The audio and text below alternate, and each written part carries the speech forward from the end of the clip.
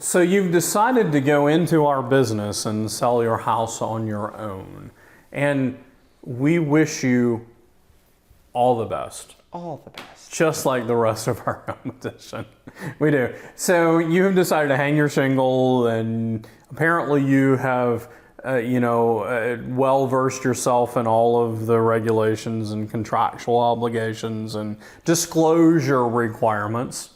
And we want to emphasize that, disclosure requirements that you as the seller need to make. But the biggest reason, because you've not thought of any of that, so the biggest reason you want to do this is you don't want to pay us. So you want to save all of that because you want to put it in your pocket. And we admire that. We understand that 100%.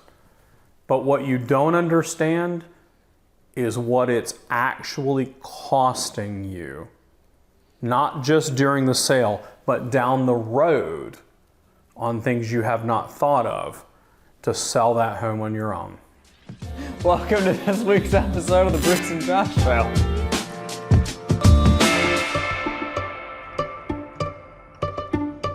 So we've proven time and time again that we are well worth the money we charge.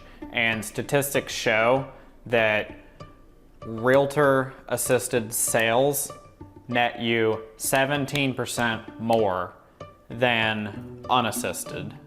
So you're basically saying that you want to lose 17% just because you want to save the commission fee. And let's be clear, so you all know, it's somewhere, there's no set amount, but it's somewhere, depending on the property, 4, 5, 6%. If it's land, it might be 8%, 10%, but somewhere on a house, 4 to 6%, somewhere on land, 8 to 10% commercial, but you're still losing a lot of money in order to try to save a little bit.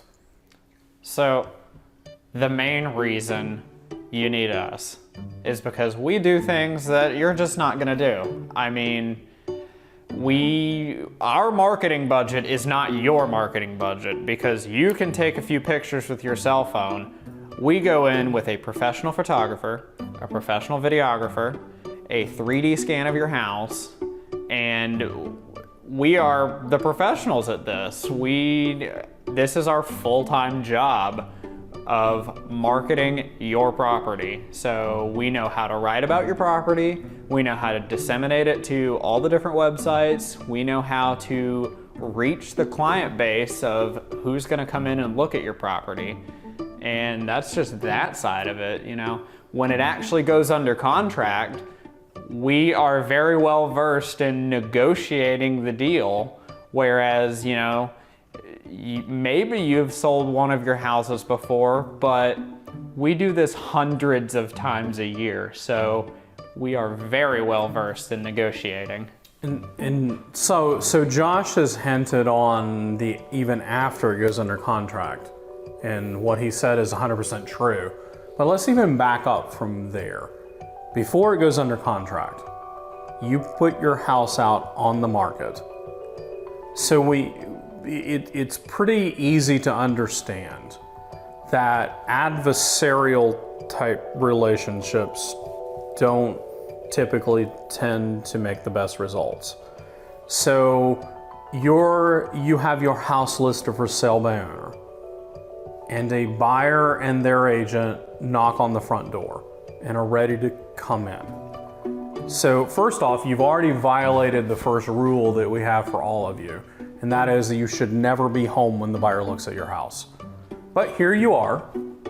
They have rung your doorbell and they're knocking on the door. Their agent, let me re-stress that, their agent and the buyer are now at the door, and they walk in, and here you are, and they cannot feel at home. They will never feel at home because you're standing there. Right. So you're going to show them around the house. You're going to tell them all the things you think they want to know about your house.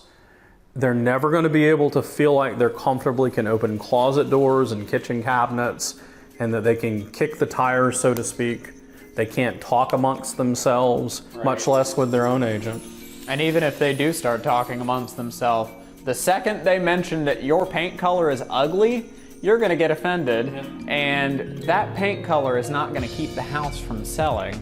But because you're offended, you might not take their offer. That's right. And so there's a reason that third-party negotiation always works best, because it takes the emotion out of the picture, because they have opposing agendas. The buyer wants to buy the house for the least possible and the least amount of cost and the least amount of issues, and they want everything fixed. And the seller wants to sell the house for the most amount possible with the least amount of cost, and they don't want to fix anything. And that's just normal and natural, and it's okay.